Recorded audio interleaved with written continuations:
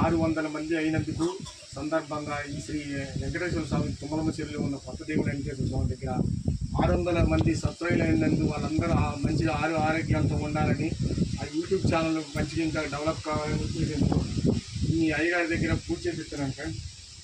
శ్రీ మంగా పద్మావతి సమేత శ్రీవేద పరిపూర్ణమనుగ్రహకటాక్షించర్దేన యజమాన సత్సంకల్పయోగ్యతా ప్రప్రసాద సిద్ధిరస్తు శతమానం భవతి శతాయుః సిద్ధిరేంద్రియ ఆయుష్యేంద్రియే ప్రతిష్ఠితి.